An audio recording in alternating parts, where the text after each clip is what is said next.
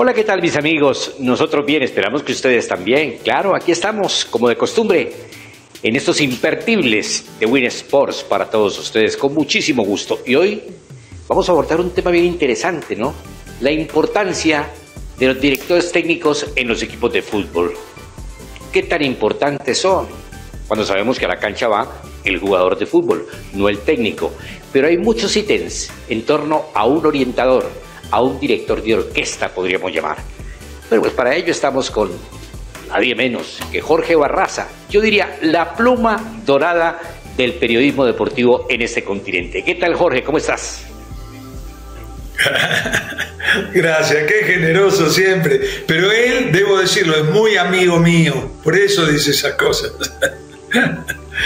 ¿Cómo vas, Marino? Pero no se me va la mano, ¿eh? La verdad que es un tema que me apasiona, el tema de los directores técnicos. La gente dice, no, que el director técnico no sabe nada. No, el director técnico sabe todo, sabe todo. Yo siempre digo, yo tengo mi opinión sobre tal o cual suceso del fútbol. A veces un cambio que uno considera mal hecho, una formación que no está bien, pero el técnico sabe muchísimo más que nosotros. Mira, te digo esto solo, Marino. El otro día, cuando se armó el lío de Suárez con Bielsa, recordarás, en Uruguay, pasaron un video en el que justamente Bielsa alababa a Suárez, como no puede ser de otra manera, porque Suárez ha sido un jugador excepcional. Pero, ¿a qué iba? Dice, Suárez no patea al arco, Suárez patea a un lugar del arco. Esta es una frase maravillosa, ¿no? Es decir, ¿qué quiere decir? Que elige el lugar a donde ir la pelota y no a ciegas. Y bueno, esto es una frase que solamente un técnico puede decir, ¿no? Porque tienen un conocimiento muchísimo mayor que el resto de las personas, ¿no es cierto? Incluso que los futbolistas. Pero ahora, antes la influencia de los técnicos hace 80, 90 años era nada. Alineaba y nada más. Hoy la influencia es tan, pero tan grande que yo me animo a decir, siempre lo digo, que todo proyecto exitoso en el fútbol hoy pasa por un gran director técnico. Y ese es nuestro tema de hoy. Claro, además porque hay unas responsabilidades muy puntuales de un director técnico. Yo las enumeraría de la siguiente forma, Jorge. Primero, seleccionar una buena plantilla de jugadores o una nómina, de acuerdo con el presupuesto del equipo, que esa es la gran diferencia entre un club y un seleccionado. El seleccionador tiene todo un universo de jugadores para escoger sus 25, 26 o 27 elementos, mientras que el técnico de un equipo de fútbol tiene que ajustarse a un presupuesto. Entonces, si no consigue los jugadores que él considera necesarios, le toca utilizar algunos genéricos, como suelo decir también. Punto número 2, viene lo que es el trabajo de la semana, que tiene que estar muy de la mano con el preparador físico, con los médicos, con todo ese componente que tienen hoy los orientadores. Luego plasmar una idea táctica. ¿A qué queremos jugar? ¿Cómo es que debemos jugar? Y siempre pienso que los técnicos deben hacer el fútbol de acuerdo con la capacidad, el talento o poco talento de sus jugadores. Yo no puedo pretender jugar a la pelotita en el tiki-taque, tiki-taque, tiki-taque si todo le dan de punta y de para arriba. O no puedo con unos virtuosos jugar de punta y de para arriba. Entonces tiene muchos vértices, ¿ah? Tiene demasiadas cosas ser director técnico. Tienen en favor algo, la convivencia con el grupo, que es la parte vedada para nosotros. Cuando digo nosotros, hablo de hinchas y de periodistas, porque no tenemos esa convivencia, no conocemos el comportamiento del jugador durante la semana, no solo en las prácticas, sino fuera de ellas. Entonces es un trabajo muy complicado, y yo pienso que lo primordial es mantener armonizado el grupo, tenerlo armonizado, que los suplentes estén a gusto, porque es que cuando el suplente está en el banco o en la casa haciendo más fuerza para que el equipo pierda, porque él no está que para que gane, ahí se nos enreda la pita, mi estimado Jorge. Sí, totalmente de acuerdo contigo. Y a ver, yo siempre digo, lo que vos dijiste como primero es saber elegir, ¿no? Dentro de sus posibilidades, saber elegir a los jugadores. Y otra cosa muy importante, la última que dijiste, es armonizar, tener contenta la tropa. A ver, obviamente que si juegan el Real Madrid contra el Almería, las posibilidades siempre van a ser aproximadamente 85 a 15, 80 a 20, ¿no? Posibilidades a favor del Real Madrid. Pero hay algunos elementos que no dependen de la calidad de la plantilla y que no dependen del presupuesto, ¿no? Hay 4 elementos que yo digo que son fundamentales en el fútbol y no dependen del presupuesto. Uno es la mística, que es el clima, los sueños, la ambición, el bienestar que puede haber en el vestuario, lo que hablábamos recién, la armonía que lo genera el técnico, ¿no? Eso lo genera el técnico con su personalidad, la mística. El 2 es la preparación, ¿no es cierto? Eso no depende de que tengas dinero o no tengas dinero. Podés prepararte, cualquier equipo puede estar bien preparado. El 3 es la táctica, que vos la mencionaste. Una muy buena táctica para jugarle a tal o cual rival puede ser muy eficiente. Y por último, la mentalidad, ¿no es cierto? Transmitir una mentalidad ganadora. Entonces, esos 4 elementos no dependen de la chequera, para nada. Y un técnico con un plantel menor que otro puede darle mucha guerra. Por eso en el fútbol hay tantos resultados que parecen increíbles, ¿no? Porque un técnico preparó bien a un equipo. Acá estamos viendo una foto de Hansi Flick, que es realmente un milagro técnico, ¿no? Y cuando quieras lo desarrollamos por qué. Claro, y agregaría un 5.º elemento. Ahí ese listado muy acertado que tú haces, Jorge, el manejo de los egos. Porque hay unos egos en el fútbol terribles. Difícilmente hay un suplente en el fútbol que considera que el titular es mejor que él. Y peor si el entorno, esos adulones, los amigotes, y andan diciendo, bueno, pero ese técnico ¿cómo te mantiene en banca? Si tú eres más que Messi, si eres más que Cristiano, si eres más que Mbappé. También es complicado el manejo de los egos. Y esa es una función que tiene el director técnico. Ahora, ¿en qué porcentaje influye el técnico? Yo no iría hasta allá, porque es que no sé por qué nos ha dado por manejar el porcentaje como un aproximado. Y no es una aproximación, si hay algo exacto es el porcentaje, que te da inclusive decimales. Pero entonces hablemos de 1 a 10, entonces en este caso. Pero yo sí creo que el técnico es sumamente importante, tan importante como los jugadores. Y hay técnicos que llegan a un equipo y le cambian la cara por A, por B o por C. Luego estaremos averiguando cuál fue el secreto del hombre, ¿no, Jorge?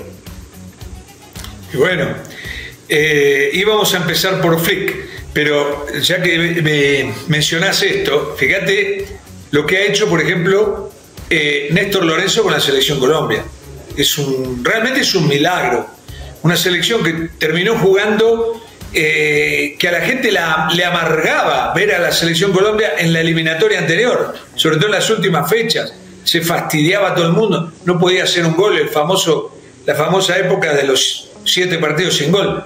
Y lo agarra Lorenzo con un plantel, o sea, cambia poca gente, ¿no? Porque los jugadores de Colombia que son buenos son indiscutibles y todos los conocemos. Y bueno, con su manejo, con su forma, con su táctica, le cambió la vida a la Selección Colombia para bien. La hizo jugar hacia adelante, la hizo jugar como le gusta al jugador colombiano, jugar por abajo, la hizo ganadora, la hizo salir a hacerle partido, a plantearle partidos ofensivos a Alemania, a España, a Brasil, a Argentina, a Uruguay, a todos. Colombia se queda así. Uruguay le propone una guerra virtualmente en la semifinal de la Copa América. Y Colombia juega, me acuerdo perfecto, 54 minutos con 10 y le gana el partido estando con 10, que es es un factor adicional ese, ¿no? No es que ya ganaba y cuidó el resultado, no, lo tuvo que ir a buscar. Entonces la hizo guerrera a la selección, rescató un montón de valores. Entonces, y vos decías, no tenemos jugadores, a lo mejor antes de empezar la eliminatoria. Resulta que ahora tenés 15 jugadores que no sé con cuál quedarte. Entonces, un técnico, yo creo que sí es muy importante. Hicimos una encuesta en Twitter y tiene 4 resultados. Dice, no influye más de un 20%. Lo votó el 9,6% de los que intervinieron. Influye como mínimo en un 50%. Eso fue el ganador, esa opción, 45,9%. Después hay otra que dice, el DT es casi todo, es el 70% del equipo, 14%. Y por último, todo pasa por tener un gran DT, 30,6%. Es decir, las opciones favorables, ¿no?, de que el técnico es súper importante, sumadas, dan 90,4%. Está clarísimo que sin un gran técnico vos le podés dar el mejor equipo del mundo, el equipo no va ni para atrás ni para adelante. Sí, claro, es un buen tema, porque es que, a ver, ¿de quién hablamos? ¿De Carleto Ancelotti, por ejemplo? ¿Quién lo va a discutir como técnico? Excelente. Pero traérmelo a dirigir a Altos Hornos Zapla, a ver qué pasa con Carleto. Yo creo que hay 50 y 50. Yo me iría por eso. Van de por mitad. Van de por mitad. Ahora, yo no sé, le escuché a alguien decir esto muy simpático. Ya no está con nosotros, a don Julio Tucker. Tú lo recuerdas, al filósofo del fútbol. Sí, claro. Don Julio Tucker. Me decía don Julio, hay que tener el gran técnico, la gran nómina, y si por ahí tenés a los árbitros en tu favor, ya, está todo. No, es que cuando te pitan en contra una y otra vez, por más que seas, el árbitro sigue siendo muy importante en el fútbol. Yo creí que el VAR, cuando llegara, iba a cambiar todo. Todavía no cambió, pero de a poco estamos, ¿cómo se llama?, asimilándolo al menos VAR, injusticias. Hay menos injusticia, ¿no? Hay menos injusticia. Y vos fíjate que de las 100 jugadas que se revisan, en 90 se acierta, ¿no? Claro, de acuerdo. Ahora mira, por ejemplo, volteretas que han tenido inclusive seleccionados. ¿Cómo negar esa tremenda voltereta, por ejemplo, que le dio Jorge Luis Pinto a la selección de Costa Rica de cara a ese Mundial de Brasil 2014? A ver, ¿quién tenía antes del Mundial pensado que ese equipo que integró un grupo de campeones del mundo iba a pasar a la siguiente fase? ¿Cómo te parece? Y luego Países Bajos tiene que sacarlo a través de la vía del tiro libre desde el punto penalti. Y se fue invicto Costa Rica, haciendo la campaña más importante de toda su historia. Entonces ahí tenemos que hablar, yo no sé de qué porcentaje con el técnico, ¿qué tal esa? Te pongo una acá en el plano local en Colombia, lo de Gabriel Ochoa Uribe. América de 1927 a 1979 no había ganado un título. Llegó el doctor Gabriel Ochoa Uribe y le dio un vuelco rotundo a la mentalidad, a la historia del equipo americano, y América arrancó su grandeza desde el primer título de 1979. Entonces ahí es cuando uno ve que el técnico representa muchísimo para un equipo, bien sea un club o una selección, Jorge. No, total. Vos fíjate, yo diría más del 50%, porque vos fíjate lo que está pasando actualmente, ¿no? Sobre todo ahora que el fútbol es muy colectivo. Antes el fútbol era muy individual. Entonces, si vos tenías a Garrincha en la punta derecha, por más que no supieras mucho de dirección técnica, ibas a ganar cantidades de partidos, porque estaba Garrincha, definía. Pero ahora se necesita tener mucha táctica, mucha preparación, mucho detalle, mucha información y demás, ¿no? Y vos fíjate esto para que nuestros oyentes y video oyentes no lo sepan. Yo te diría, hasta 1960 había una figura en la dirección técnica, era el entrenador y no había más. Luego se incorporó, él hacía hacer la gimnasia también, el entrenador, además de dar una táctica y formar el equipo. Luego vino el preparador físico. Luego eran 2. Se agregó el ayudante técnico o asistente técnico. 3. Después vino el preparador de arquero. Después vino qué sé yo, se fueron agregando funciones. ¿Cómo se llama? El que mira los videos, el editor de videos, el entrenador de delanteros, y bueno, una cantidad de gente. Hay cuerpos técnicos que tienen 25 personas. Antes era 1. Mirá si la función de la dirección técnica ha crecido y ha tomado importancia. ¿Por qué hay 25 y no hay 1? Porque 25 van más que 1. Entonces, es muy importante esto. Vos nombraste a Pinto, que hizo realmente un milagro de la vida, ¿no? Con Costa Rica. Pero hay cada uno. Ahora estamos asistiendo a lo de Flick. Flick era el entrenador de juveniles del Bayern Múnich. Fracasa el técnico principal y ¿cómo se llama? Era Niko Kovac, el alemán yugoslavo, Niko Kovac. Entonces, de momento, dijeron, bueno, a ver a quién contratamos. No había un técnico famoso para contratar, dijo que agarre y dirija unos partidos Hansi Flick, ¿no? Dirige unos partidos, le va tan bien que antes de eso fue al 3, 4, 5 de noviembre del 2019. Dirige unos partidos, le va tan bien que antes de la Navidad dicen, bueno, hasta fin de año que siga Hansi Flick. Gana el sextete, Bundesliga, Copa de Alemania, Supercopa de Alemania, Champions, Supercopa de Europa y Mundial de Clubes. Solo 2 clubes en la historia ganaron el sextete. Uno fue el Barcelona de Guardiola y el segundo en el año 2020, Hansi Flick. Y ahora ese fenómeno lo está repitiendo en el Barcelona. Realmente estamos ante un técnico extraordinario. Ahora, pues hombre, te llevo en esta oportunidad, como dicen ustedes los argentinos, al año del pedo. Te llevo al año del pedo. Osvaldo Subeldía en Estudiantes de La Plata. Osvaldo Subeldía en Estudiantes de La Plata. Mira lo que fue bajo el mando de Subeldía, Estudiantes de La Plata. Lo ganó absolutamente todo.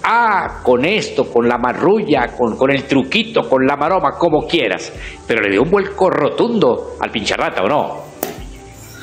Pero ¿qué te parece? Mira, poca gente lo sabe. Ahora Estudiantes es un club que incluso hay grandes discusiones sobre si Estudiantes ya es un grande o no. No porque los mismos hinchas Estudiantes te van a decir, no, somos grandes en cuanto a triunfos, no en tradición. En tradición siempre son 5 los grandes, ¿no? Que son Boca, River, Independiente, Racing y San Lorenzo. Pero Estudiantes puede pelearle a cualquiera de esos porque ha ganado tanto. Hasta el año 1967, Estudiantes era un equipo chico, pero muy chico. Coqueteaba permanentemente con el descenso. O sea, muy lejos de lo que actualmente es, ¿no es cierto? Y viene un técnico como Osvaldo Subeldía, para mí un fenómeno, más allá de que te pudiera gustar o no su estilo de juego, pero un monstruo, ¿no? Él decía siempre una frase: trabajando se llega. Y él, cuando los demás estaban durmiendo la siesta, él estaba entrenando con el equipo y después te hacía la diferencia, ¿no? Entonces, y lo convierte a Estudiantes de La Plata rápidamente en un club ganador, Hay muchos ejemplos como ese de fútbol y eso es lo que te da la pauta de la importancia de un entrenador, ¿no? Ahora, devolviéndome en la historia del balompié colombiano, la Copa Libertadores para nosotros había sido terrible. Acá nos metían 4 o 5 goles fuera cual fuera el rival. Pero cuando llega Carlos Bilardo al Deportivo Cali, hay que nombrarlo a Carlos Bilardo siempre. Llegamos por primera vez en la historia a una final de Copa Libertadores. Que la perdió estrondosamente en la Bombonera contra ese Boca de Lorenzo, 4 goles por 0. Perfecto. nada que discutir. Pero nosotros no sabíamos lo que era una final. Después vienen los títulos de Nacional, el título de Once Caldas, las finales de América, las finales de Deportivo Cali. Pero el primero que llevó a un equipo colombiano a una final de Copa Libertadores fue Carlos Salvador Vilardo con ese Deportivo Cali. Entre otras, recuerdo perfectamente que Vilardo me decía que un técnico en un club no podía dirigir más de 3 años, que ese era el tiempo prudencial. Y sí, creo que tiene una razón. Viene luego lo que se llama en la aeronáutica civil la fatiga de metal, el desgaste. Y eso lo sabemos perfectamente, Jorge, ¿no? Es una gran frase esa, la fatiga de metal. ¿Qué te iba a decir? Sí, no, hay muchísimos ejemplos para lo que es significar la importancia de un entrenador. Y vos fíjate, el caso Simeone. A mí realmente no me agrada demasiado ver los equipos de Simeone, ¿para qué nos vamos a engañar? Las formas. Pero lo respeto a muerte, es un caso parecido al de Bilardo, ¿no? Entonces él agarra diciembre, en la Navidad, justo en la Navidad del 2011, reemplaza a Gregorio Manzano en el Atlético Madrid. Ya el Atlético Madrid, que ya se había ido unos añitos antes a la B, amenazaba con irse de nuevo. Y lo llaman a Simeone, que es un muchacho que está muy identificado con el Atlético de Madrid, y empieza el Atlético de Madrid a sacar resultados.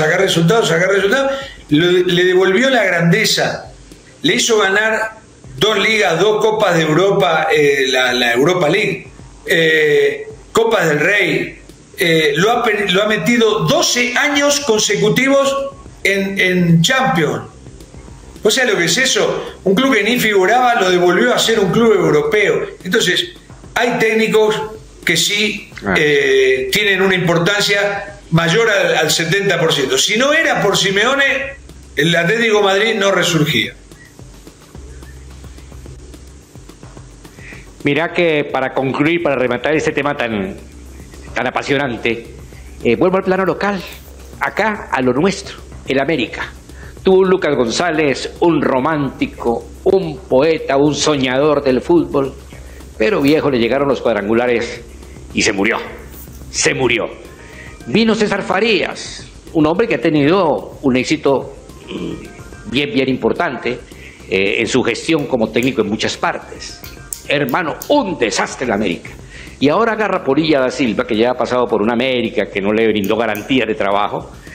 Y mira, es el actual líder y es un favorito. Es cierto que por estas fechas el equipo se ha venido a menos. Bueno, ya está clasificado y tal, pero ahí está la influencia de un técnico. Querido Jorge, esto ha sido muy placentero como de costumbre. Un abrazote a la distancia y hasta la próxima semana. Bueno, un abrazo enorme, un tema hermoso, que somos futboleros. Yo, la última, muy cortita, cuando me preguntan sobre esto de la importancia de los técnicos, yo respondo a su vez con una pregunta. Digo, ¿con quién te quedaría? ¿Con Haaland o con Guardiola para tu equipo? Y mucha gente dice Haaland por los goles que mete, pero yo sé lo que digo. Haaland no va a hacer jugar bien a tu equipo, Guardiola sí. Te mando un abrazo. Claro. Igualmente, felicidades.